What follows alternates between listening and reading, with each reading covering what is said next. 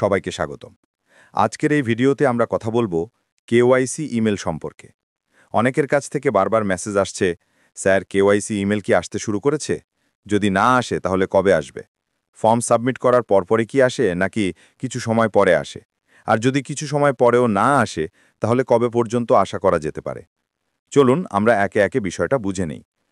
প্রথমে একটা বিষয় পরিষ্কার করে নেই, কেওয়াইসি ইমেল আসার কোনো অফিসিয়াল তারিখ ঘোষণা করা হয়নি। এখন পর্যন্ত কেউ বলেনি ফর্ম সাবমিট করার পরপরই ইমেল আসবে অথবা অ্যাপ্লিকেশন জমা দেওয়ার শেষ তারিখের পর আসবে।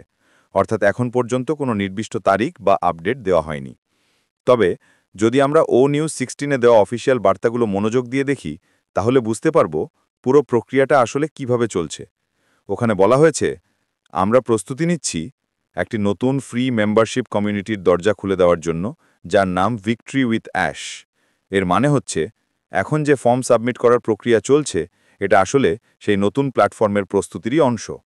কেউ ফর্ম পূরণ করে ফেলেছেন, কেউ এখনও করছেন। এই পুরো সময়টাই হচ্ছে প্রস্তুতির ধাপ। পরের বার্তায় বলা আছে, এই লঞ্চের অংশ হিসেবে সবাইকে আমন্ত্রণ জানানো হচ্ছে নতুন অর্গানাইজেশনে প্রায়োরিটি প্লেসমেন্টের জন্য আবেদন করতে। মানে হচ্ছে, যারা এই সুযোগটি গ্রহণ করবেন এবং কোয়ালিফাইড হবেন, তাদের ভবিষ্যতের বিজনেস প্ল্যাটফর্মে মাইগ্রেট করা হবে যখন সেই নতুন সিস্টেমটি পুরোপুরি উপলব্ধ হবে।